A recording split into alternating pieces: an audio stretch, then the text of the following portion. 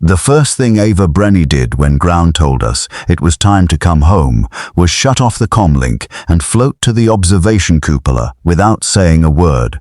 I watched her from the hatch between the lab module and the main corridor. She drifted to the curved glass and placed both hands flat against it, fingers spread, the way a child presses against a window. Below her, the Southern Pacific scrolled past in silence, blue and white and enormous. Her lips were moving, not speaking, mouthing something, a word or a name, over and over, in a rhythm that didn't match any language I'd seen her speak in the 2 years I'd known her. That was day 88. We'd been aboard the Coronis research platform for 88 days. We were supposed to go home on day 90, and I was beginning to understand that something had happened to us up here. Something that none of our training had covered.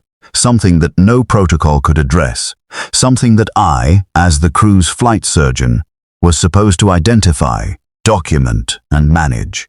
I couldn't manage it. I couldn't even describe it, not then. My name is Dr. Samir Rafiq. I was the flight surgeon and science officer on Coronis, an internationally funded orbital research station sitting roughly 400 kilometers above the Earth. The station had been operational for 6 years before our crew arrived. We were the 4th long-duration team. Our mission was 90 days of biomedical research, materials science, and Earth observation. Routine work. The kind of mission that earns a 2-minute news segment at launch and is forgotten by the time the crew finishes their first week. There were 4 of us. Commander Ava Brenny, former test pilot, Norwegian by birth, American by career. Dr. Yuki Tanabe, systems engineer responsible for the station's hardware and life support. Marcus Cole, payload specialist, a physicist from Imperial College London who had the rare quality of being brilliant without being exhausting. And me. I handled crew health, ran biomedical experiments, and monitored sleep patterns, blood pressure, bone density, and psychological baselines. That part of my job became the entire mission. Though I didn't know it yet on day 88. On day 88, we're still writing normal reports and drinking rehydrated coffee from a foil pouch, and believing that the strangest thing about living in space was learning to sneeze without launching yourself into a wall. Ava talked ground into a 3-day extension. She cited a docking clamp calibration she wanted to recheck.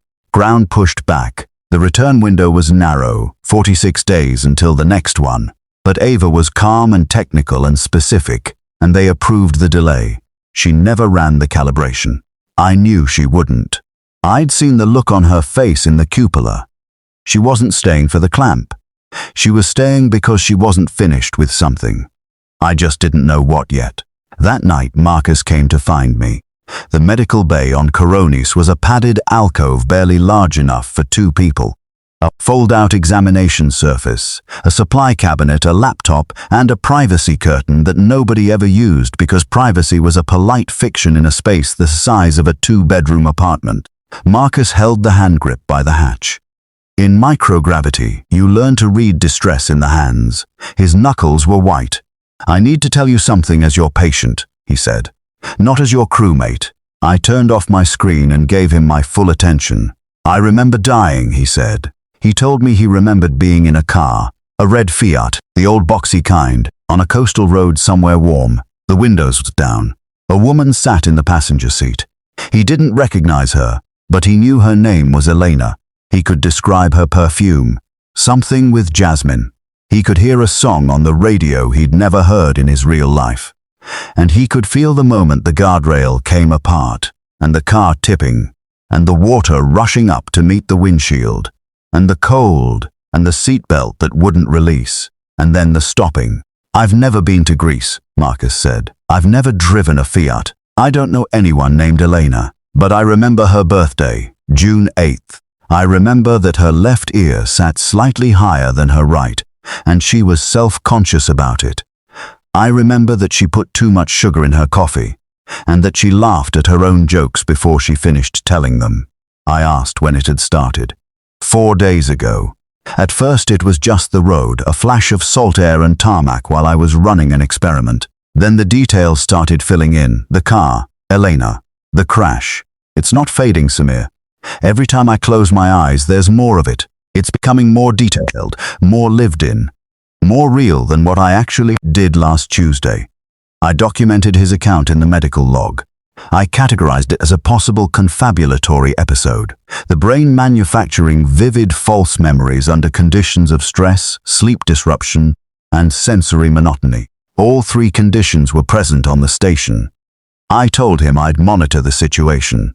Marcus looked at me with an expression I would later come to know well.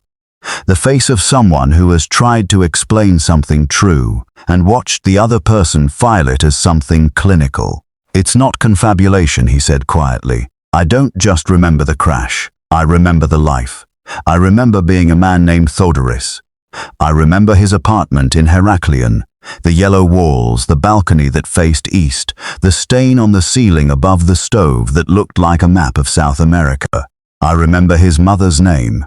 I remember the shelf in his bathroom where he kept a razor and a bar of soap and a photograph of a dog he'd had when he was 12. He paused. I remember the dog's name, Samir. It was Petros. He left the medical bay. I wrote my notes. I followed protocol. The next morning, day 89, Yuki found me in the lab module. Her memory was different. She described being an elderly woman in a town she identified as rural Japan, not a town she'd ever visited. She could see the woman's kitchen in perfect detail. The specific arrangement of ceramic bowls on a wooden shelf. The view from the window above the sink, where a persimmon tree stood at an intersection. The sound of a wind chime made from ceramic fragments that clinked softly rather than rang. She remembered the woman's hands, arthritic, with a scar along the right thumb from a childhood accident with a fishhook. She remembered the woman's husband, who had died 11 years before, and the habit the woman had of setting 2 cups of tea on the table every morning, even though she drank alone. Yuki remembered the woman dying in her sleep. She described it from the inside. The gradual heaviness, the room receding, the last sensation being the weight of the blanket on her feet. It was peaceful, Yuki said. She said that word with a certainty that unsettled me more than Markinasset's crash. I ran the standard psychological battery on both of them. Normal ranges across the board. No disorientation, no confusion about their actual identities. They knew who they were. They knew where they were. They could distinguish the foreign memories from their own. But both of them used the same phrase, independently, without having spoken to each other about it. They said the memories felt like something they were getting back. I reported both cases to ground that afternoon. Conservative framing, vivid intrusive memories consistent with isolation-related phenomena, recommend monitoring, no impairment to duty performance. Ground acknowledged and told me to increase psychological assessments from weekly to every 3 days. That night, alone in my sleep station, a padded closet with a sleeping bag velcroed to the wall and a small ventilation fan humming at a frequency I'd stopped noticing weeks ago, I closed my eyes. I saw a house, not my house, a narrow brick row house on a street slick with rain, lit by the amber glow of old sodium vapor street lamps. A green door with a brass mail slot. Inside, the hallway smelled like cigarette smoke and boiled vegetables. A staircase with a loose banister led up to a bedroom. The bedroom had a window overlooking a rail yard. I was standing at that window, but I was shorter. My hands were smaller. I was a boy, not Samir, not me, a boy named Peter. And the year was 1974, and the city was Sheffield, and I was waiting for my father to come home from his shift at the steel mill. I knew he was not coming home, not that night, not ever. Something had happened, and I stood at the window watching the trains, and I did not cry, because I was 9 years old, and I had already decided that crying didn't change the order in which things happened. I could see the rail yard in detail sharp enough to draw. Every line, every signal tower, the shape of the cooling towers against the sky, the crack in the upper left pane of glass that had been repaired with clear tape. This was not imagination. This was not a dream. This was a place I had been, though I had never been there. I opened my eyes. The fan hummed. The station creaked. Thermal expansion and contraction as it passed between sunlight and shadow every 90 minutes. I was Samir Rafiq, I was 41. I had never been to Sheffield. But Peter Caldwell had lived there his whole childhood, and now somehow, so had I. The next morning, day 90, the day we had originally been scheduled to leave, I told Ava.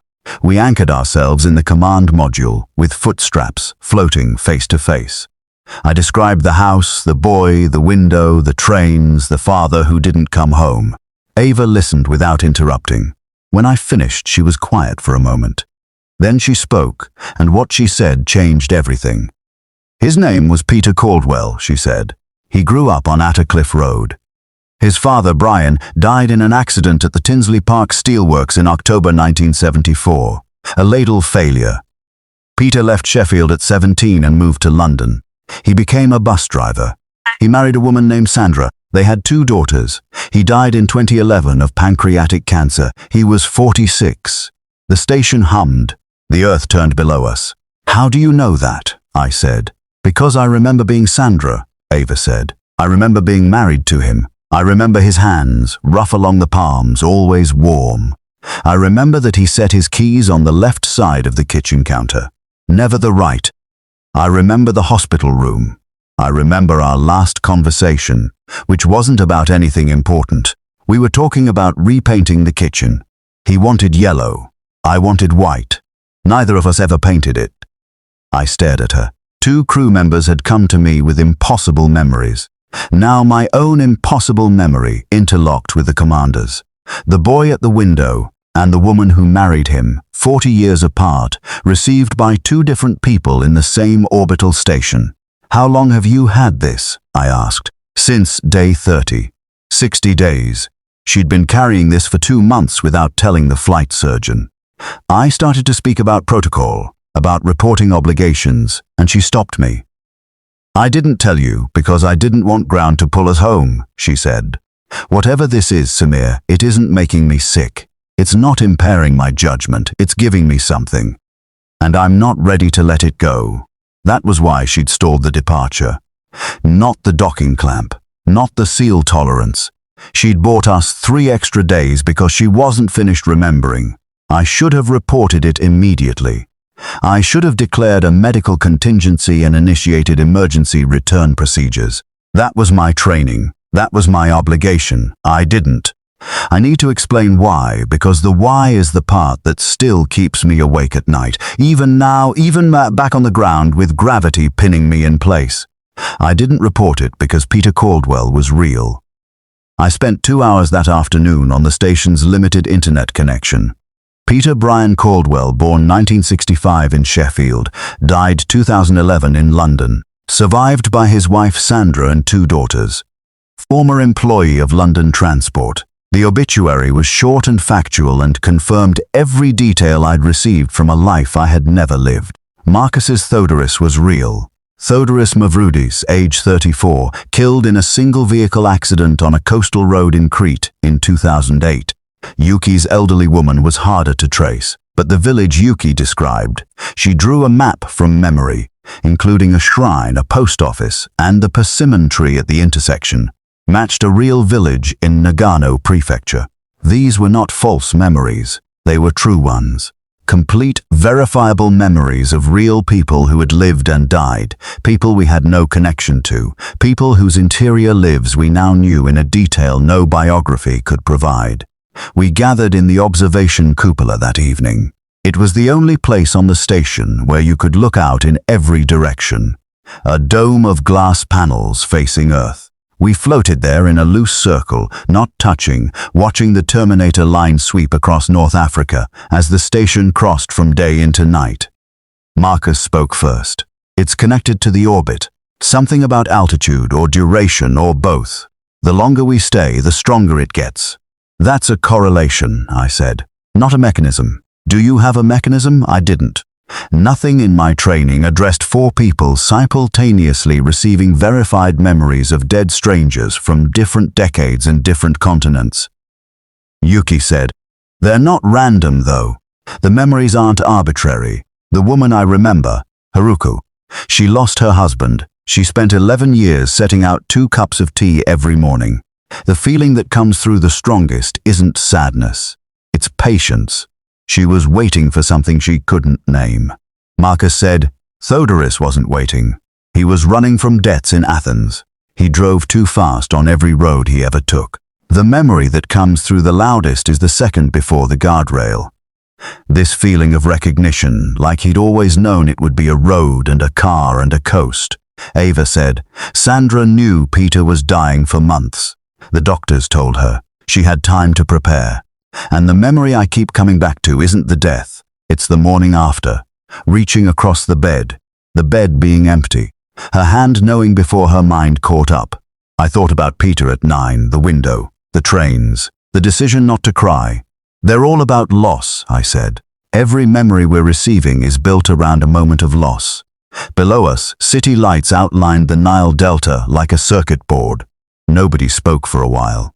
On day 91, I set up the EEG equipment, compact, medical grade, designed for sleep studies, and monitored each crew member's brain activity while they focused on the foreign memories. During normal recall, remembering their own childhoods, for instance, the brain activity followed standard patterns. Hippocampal activation, prefrontal engagement, the typical memory retrieval signature. But when they focused on the received lives, the pattern changed fundamentally. The hippocampus was still active, but it was receiving, not generating. The signal was arriving in the brain the way sensory data arrives, like something being perceived in the present, not something being retrieved from storage. They weren't remembering. They were receiving. I documented everything. I encrypted the data. I did not send it to ground. I told myself I needed more data. That was partially true. The deeper truth was that each night, when I closed my eyes, Peter Caldwell's life continued to unfold inside me, and I did not want it to stop. By day 95, I knew his childhood in complete detail. His mother, June, who hummed while she hung laundry in the narrow back garden. The school uniform that chafed his neck. Rough polyester slightly too large because June bought a size up so he'd grow into it. The chip shop on Staniforth Road where he spent 50 pence every Friday from a jar his mother kept on the kitchen counter. His best friend, a boy named Gavin who stuttered and could draw birds so realistic they looked ready to fly off the page. The route to school, including the shortcut through the cemetery, where the oldest headstone read 1743, and bore a carved skull that Peter touched every morning for luck. These weren't fragments or flashes. This was a life, installing itself inside my mind with the fidelity of something personally experienced. And I will not pretend otherwise. It was extraordinary. It was extraordinary to know Peter Caldwell, to hold his small, ordinary life alongside my own, to feel the weight of a grief I had never earned and to carry it as if it were mine. Around day 100, the memories began to accelerate. Not just for me, for all of us. Marcus was the first to report it. He came to the medical bay and said, simply, "There's a second one." While Theodorus's memories continued to deepen, Marcus had begun receiving another life, a woman named Cherie from Detroit in the 1990s, who worked at a dry cleaner, who had lost a son to street violence when the boy was 16. Marcus described her apartment, the couch with the sagging left cushion, the ceramic angel on the windowsill, the television you had to hit on the side to stop the picture from rolling. He described the texture of her grief. Not sharp, not dramatic, but physical. It lived in her joints. She felt it when she stood up. She felt it when she reached for something on a high shelf. Yuki received a second life within days. A young man named Alejandro from Oaxaca who had drowned trying to cross a river at night. Yuki described the temperature of the water and the specific quality of the fear. Not panic, but a terrible clarity, every sensation carrying the knowledge that it was the last of its kind. Ava, who had been receiving since day 30, was already far ahead of us. By day 100, she was carrying 8 lives. By day 110, she had 12. I told Ground we needed to extend the mission. I fabricated diagnostic data. The docking clamp story again, supported this time by falsified readouts I spent 3 hours manufacturing. Ground escalated. I invoked crew safety protocols that gave the flight surgeon authority to delay return under certain medical conditions. I filed a formal hold. It was the most dishonest thing I've ever done in my career. I still don't know whether it was the right thing. I only know I would do it again. The return window closed. The next wouldn't open for 46 days. During those weeks, the lives kept arriving. 2 per week at first, then 3, then nearly 1 a day. Each one centered on loss. Each one carried the full weight and texture of a human existence. A mother in Lagos who lost 3 children to fever in a single week in 1978. I received her, and I could feel the heat of that week, and the sound of the clinic fan that didn't move fast enough, and the smell of the disinfectant they used on the floor. A fisherman in Nova Scotia, whose boat capsized in 1952, who spent 40 minutes in the water thinking about his wife's hands. Not her face, not her voice, just the particular way her fingers laced together when she was listening. A teenager in Sarajevo in 1993 who didn't survive the walk from her apartment to the water pump, whose last conscious thought was that she'd left a book open on her bed and the pages would get dusty. These lives arrived with total sensory detail, not summaries, not impressions. Full human experiences as dimensional as my own, and they took up residence inside me without displacing what was already there. It was as if my consciousness had always been a house with many rooms, and I had been living in only one of them, and now the doors were opening one by one. By day 130, Marcus was carrying 14 lives. Yuki had 13, Ava had 23, I held 18. We stopped performing most of our scheduled experiments. Ground noticed. We cited the medical hold. They threatened remote override procedures. Paul calmly explained why remote override was technically impossible given the station's communication architecture. Ground went quiet in the particular way that institutions go quiet when they're consulting lawyers. We spent hours in the cupola. We told each other about the lives we carried. We spoke slowly, carefully, in the way people speak when they're describing something they don't want to diminish with the wrong words. Marcus told us about a woman named Rose from a tenement in Glasgow in the 1930s. She remembered every meal she'd ever eaten because food was never guaranteed. Her wedding day had been a grey afternoon, a borrowed dress, a cake made with powdered eggs, a groom who couldn't stop smiling. Marcus wept when he described it. I had never seen him cry in 2 years of knowing him. He wept the way you weep for something that belongs to you so deeply it no longer matters that it technically doesn't. Yuki told us about a letter carrier named Antti in a small Finnish town who had walked the same route for 41 years. He knew every mailbox, every garden, every dog. He retired on a Friday and died the following Tuesday, and his last coherent thought was about the Korhonen's cat.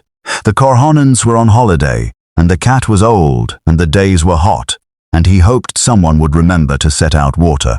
I told them about Peter, who was now in his 30s in my memory, driving the number 37 bus from Putney to Clapham, who knew his regular passengers by name, who was beginning to feel a tiredness in his bones he couldn't explain, who hadn't yet been to the doctor.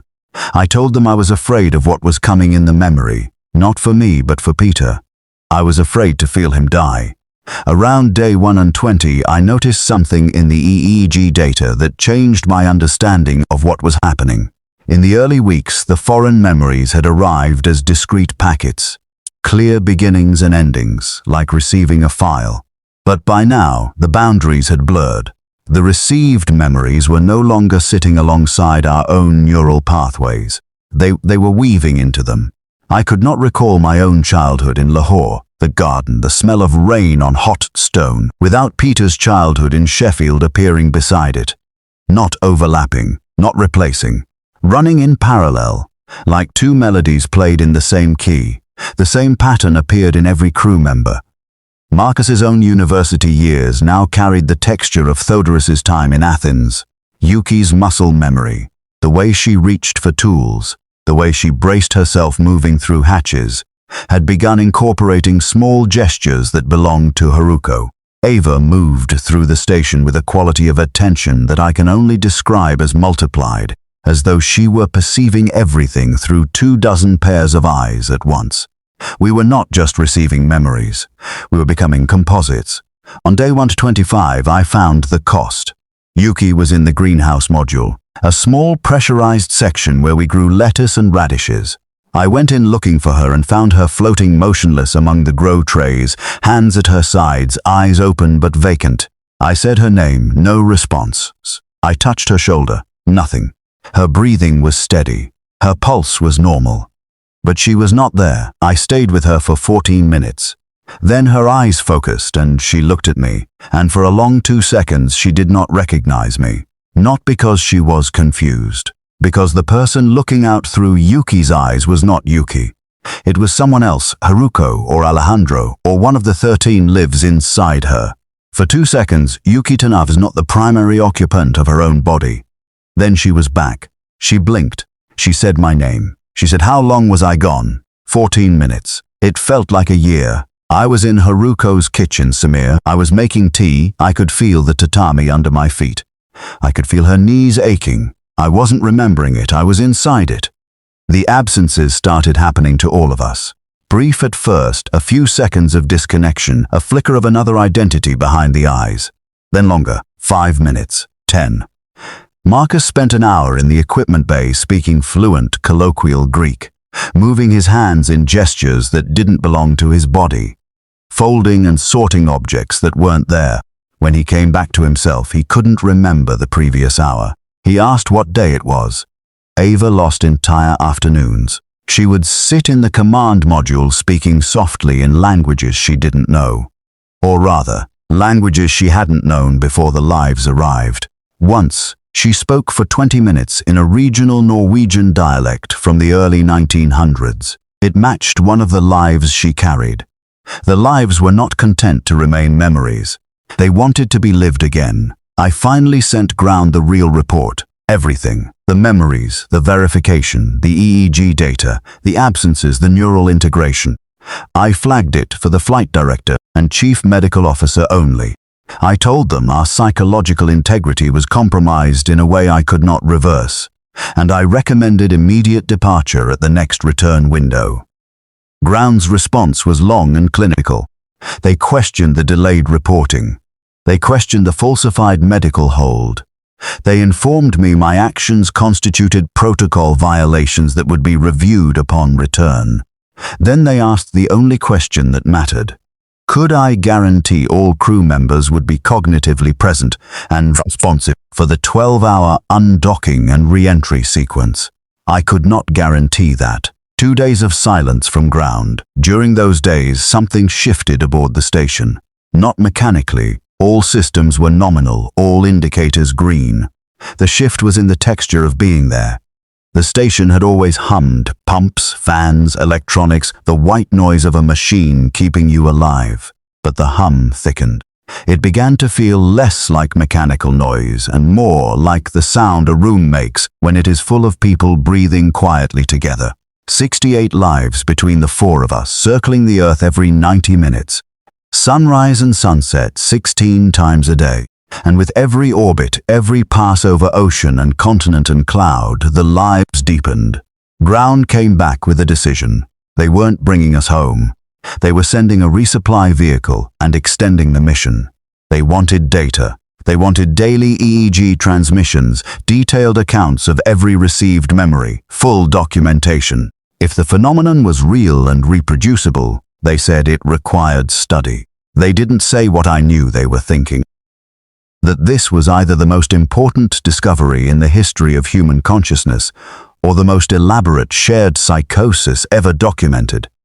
And they couldn't tell the difference from the ground. We stayed. Day 140, day 150, day 160. By day 55, the resupply vehicle had docked and I was carrying 31 lives. I held a cobbler from Marrakesh who could identify leather by touch the way a sommelier identifies wine. I held a nurse in Manila who sang to her patients in the quiet hours between midnight and dawn. Songs her grandmother had taught her. Songs she believed eased the passage from one state of being to the next.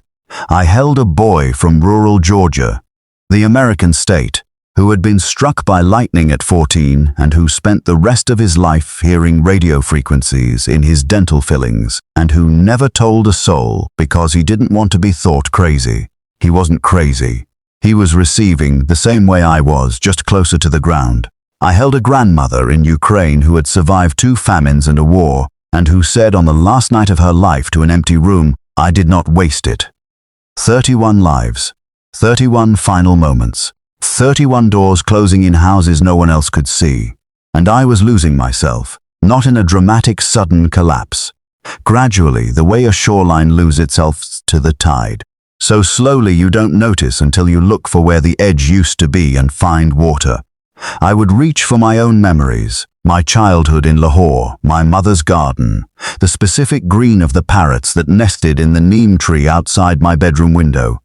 And they would be there, intact, but surrounded, flanked by 31 other childhoods, 31 other mothers, 31 other windows. My memories weren't being erased, they were being outnumbered. Marcus lost an entire afternoon on day 162. He spoke Greek for 6 hours, responding to questions with a puzzled expression, as though we were the ones speaking the wrong language. When English returned to him, he asked what year it was. Yuki began keeping a journal. She wrote in Japanese, then in Finnish, then in a script she later identified as an old form of Aymara, a language spoken in Bolivia. She had no conscious knowledge of Aymara. One of the lives she carried did. Ava was the furthest along. By day 165, she had stopped counting the lives. She said the number didn't matter because the boundaries between them were dissolving. She described her internal experience as a space that had expanded from a room to a house to a neighborhood to a city. She could navigate it. She could visit any life, any memory, any moment. But she could not always find her way back to the room that was Ava. "I'm not losing myself," she said. "I'm becoming more. They're not displacing me, they're expanding me." I wanted to believe her. The EEG data told a different story. Her brain was operating at a level of simultaneous activation I had never seen documented in any literature. The pattern was not expansion, it was saturation. There is a difference between a room full of guests and a room that has lost its walls. Ava's neural architecture was approaching the second condition. On day 170, I contacted ground and told them we were coming home at the day 180 window. Non-negotiable. I used the phrase permanent cognitive alteration because those are the words that make institutions move. Ava fought it. She argued with a lucidity that was almost its own evidence of the problem. A lucidity that wasn't entirely hers, assembled from the persuasive skill and emotional insight of dozens of minds working in concert behind her voice. Marcus sided with me. He had lost an afternoon. He had spoken a language he didn't know. He had felt himself thinning, and unlike Ava, he was afraid of what lay on the other side of thin. "I don't want to become everyone," he said. "I want to have been myself." Yuki was torn. She cried, not for herself, but for Haruko, and for Alejandro, and for the letter carrier in Finland. She said that going back to Earth meant going back into the noise, back into the density of 7 billion living minds all broadcasting at once, and that the dead she carried would be drowned out. She said it felt like consenting to a second death. Theirs, not hers. I didn't argue with her. She might have been right. We prepped the return module. I monitored every crew member through every checklist item. Marcus was steady. Yuki was steady. Ava performed each step correctly. But her eyes had the quality of someone watching 2 things at once, tracking a world behind the world. On the night of day 179, our last night in orbit, I went to the cupola alone. South America was below. The Amazon basin was a vast darkness, the cities along the coast glittering like scattered embers. I floated in the glass dome and closed my eyes. Peter Caldwell was dying. I could feel the room. The hospital bed with its thin blanket and metal railings. The monitors with their steady, indifferent rhythm. Sandra's hand resting on his forearm. Not gripping, just resting. The way you touch something you're about to set down for the last time. The light was wrong. Hospital light, that shadowless fluorescent pallor that makes everything look like it's already a memory of itself. Peter was not afraid. He was tired the way a long walk makes you tired, not the way fear makes you tired. He was thinking about the number 37 bus. He was thinking about a passenger named Mrs. Bakshi, who rode every Tuesday morning and always said, "Good morning, Peter," in a voice that made those two words sound like a complete and self-sufficient sentence. He was thinking about Alice and Grace, who were in the hallway and who he had already said goodbye to, and who he loved in a way that the word love cannot adequately hold, because the word is a small container and the feeling is not. And he was thinking about the window in Sheffield, the trains, the cracked glass, the night his father didn't come home. He was thinking about the 9-year-old boy who decided not to cry, and he was telling that boy, across the full length of a human life, across 40 years of bus routes and mortgage payments and birthday cakes and Tuesday mornings, that it was all right, that the grief had been worth carrying, that the things you hold silently are still heard, that someone, somewhere, in a place the boy could never have imagined, would stand at his own kind of window and know that it mattered. I opened my eyes. The Amazon was gone. We were over the Atlantic now, and the sun was rising. The 14th sunrise of that day, a line of gold so sharp and clean it looked like someone had drawn a blade across the edge of the world. I wept for Peter Caldwell. I wept the way he had refused to weep at 9 years old. I wept for Haruko and Thodoris and Sherry, and the boy who heard radio frequencies in his teeth, and the grandmother who told an empty room she hadn't wasted her life. I wept for every ordinary person whose most important moment happened without a witness, in a room where no one else was listening. We undocked the next morning. The return was nominal. The capsule entered the atmosphere on schedule, the heat shield held, the parachutes deployed, and we hit the water in the South Pacific. A naval vessel retrieved us within 40 minutes. They separated us immediately. Different ships, different medical teams, different facilities. I haven't seen Ava, or Marcus, or Yuki in person since recovery.